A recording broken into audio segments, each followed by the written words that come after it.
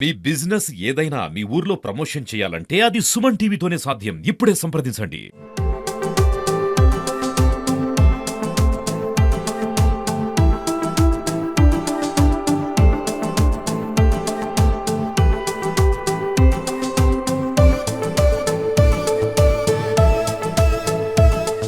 మనం two town police స్టేషన్‌లో ఉన్నాం. మనతో పాటు అప్పలనాయుడు గారు ఉన్నారు. ఎందుకంటే డిజిటల్ అరెస్ట్ అనేది ఈ మధ్య కాలంలో చాలా మంది డిజిటల్ అరెస్ట్ బారిన పడి మోసపోతున్న వాళ్ళ సంఖ్య ఎక్కువైపోతుంది. దీనికి సంబంధించి అవేర్‌నెస్ క్రియేట్ చేస్తున్నారు. ఈ నేపథ్యంలోనే ఈరోజు ఒక వ్యక్తిని కాపాడడం జరిగింది. దాదాపు రూ. 1,20,00,000 అకౌంట్ నుంచి బయటికి వెళ్ళిపోకుండా కాపాడడం జరిగింది. మాట్లాడదాము అకౌంట్‌కి సంబంధించి, అలాగే అకౌంట్ హోల్డర్‌కి సంబంధించి కూడా డీటెయిల్స్ తెలుసుకుందాం. సార్ నమస్తే అండి. ఈ మధ్య కాలంలో డిజిటల్ అరెస్ట్ అనేది చాలా మందికి కాల్స్ వస్తూనే ఉన్నాయి. అయితే సకాలంలో స్పందించడం వల్ల మాత్రమే మనం సేవ్ అవ్వగలం. ఈ రోజు మీరు చూసిన కేసు కూడా అదే. ఆయన ఏ విధంగా అప్రోచ్ అయ్యారు సార్ మిమ్మల్ని? అంటే మనం గత 3, 4 నెలల నుంచి మన కాకినాడ జిల్లా ఎస్పీ గారు, మన సీనియర్ ఆఫీసర్స్ ఏఎస్పీ గారు వీళ్ళందరి యొక్క సూచనల మేరకు ఈ సైబర్ ఫ్రాడ్ గురించి 4 వీడియోలు, చిన్న వీడియోలు తీసి రైల్వే స్టేషన్‌లో గాని, బస్ స్టాండ్‌లో గాని, ప్రతి విలేజ్‌లోను, ప్రతి ఏరియాలోను కూడా మనము అందరికీ అవేర్‌నెస్ డిజిటల్ స్క్రీన్ పైన వీడియోస్ ప్లే చేసి అందరికీ చూపించడం జరుగుతుంది. మాక్సిమం 90% పీపుల్ అవేర్‌నెస్ కలిగి ఉన్నారు దీని పట్ల. ఈ పెద్దాయన కూడా అది చూసి, అది మేము అచ్యుతాపురం గేట్ ఏరియాలో కూడా అది ప్లే చేసినప్పుడు ఇతను చూసారు. చూసి అతనికి ఎప్పుడైతే ఈ కాల్ వచ్చిందో అది గుర్తుకొచ్చి వెంటనే మన పోలీస్ స్టేషన్‌కి అప్రోచ్ చేయడం జరిగింది.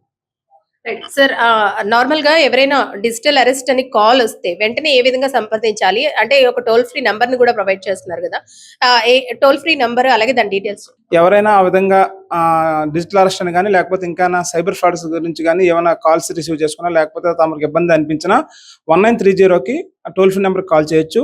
దగ్గరలో ఉన్న పోలీస్ స్టేషన్‌కి ఇమ్మీడియేట్‌గా వెళ్ళాలి. 1930 కాల్ చేసిన తర్వాత ఇమ్మీడియేట్‌గా పోలీస్ స్టేషన్‌కి వెళ్లి అప్రోచ్ అయితే వాళ్ళు పోలీసులు తగు చర్య తీసుకుంటారు.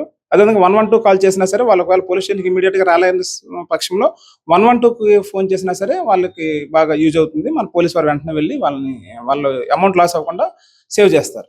సార్ ఇందులో డిజిటల్ అరెస్ట్ అని వీడియో కాల్ చేయగానే, వీడియో కాల్‌లో మిమ్మల్ని బంధించాము అంటూ, అందులో అరెస్ట్ చేశాము అంటూ చెబుతున్నారు గదా! చాలా మంది 1, 2 రోజులు తర్జన భర్జన పడుతూ ఉంటారు. అంటే వెంటనే చాలా మంది రియాక్ట్ అవ్వరు. భయపడిపోతూ ఉంటారు. ఎందుకంటే ఆ టైంలో మనం మెంటల్‌గా మనం అప్‌సెట్ అయిపోతూ ఉంటాం. నిజంగానే మళ్ళీ మనం అరెస్ట్ అయ్యామా అన్న ఒక ఇదిలో ఉండిపోతారు. బయటికి రావడానికి కాస్త టైం పడుతూ ఉంటుంది. ఈ లోపు ఏమైనా అమౌంట్ పోయే అవకాశం ఉంటుందంటారా? 1, 2 రోజుల తర్వాత పోలీసుల్ని అప్రోచ్ అయితే ఏ విధంగా ఉంటుందంటారు? అంటే వీళ్ళు అమౌంట్ పోవడానికి అవకాశం లేదు. వీళ్ళు అకౌంట్ నుంచి ట్రాన్స్‌ఫర్ చేస్తే తప్ప ఓటీపీ గాని, లేదంటే వీళ్ళ అకౌంట్ విల్లింగ్‌తో ట్రాన్స్‌ఫర్ చేస్తే తప్ప అకౌంట్ పోవడానికి అవకాశం లేదు. డిజిటల్ అరెస్ట్ అనేది ఎక్కడా లేదండి. డిజిటల్ అరెస్ట్ అనే పదమే లేదు. ఎవరైనా సరే డిజిటల్ అరెస్ట్ అని చెప్పేసి మీకు ఫోన్ వచ్చినా, వీడియో కాల్ వచ్చినా సరే నమ్మొద్దు. ఎవరు భయపడొద్దు. ప్రజలకు ఈ విధంగా మేము పోలీస్ వారి తరపున చెప్పుకున్నది ఏంటంటే, డిజిటల్ అరెస్ట్ అనేది ఎక్కడా లేదు.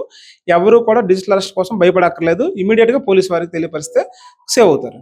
రైట్. చూసారు కదా! డిజిటల్ అరెస్ట్ అనేది చట్టంలో లేనే లేదు. అలాంటి కాల్స్ ఎవరికైనా వస్తే గనక దాన్ని నమ్మకూడదంటూ కూడా ఇప్పటికి చాలా అవేర్‌నెస్ క్రియేట్ చేస్తున్నా అక్కడక్కడ చిన్న ఘటనలు మనం చూస్తూనే ఉన్నాము. ముఖ్యంగా ఇందులో పోలీస్ వారి కంటే కాల్స్ ఎవరికైతే వస్తున్నాయో వాళ్ళు కాస్త జాగ్రత్తగా ఉండి, కాల్ వచ్చిన నేపథ్యంలో ముందుగానే మనం పోలీసులను ఆశ్రయిస్తే ఇలాంటి డిజిటల్ అరెస్ట్‌లు కానీ, డిజిటల్ మోసాల బారిన పడకుండా ఉంటాము.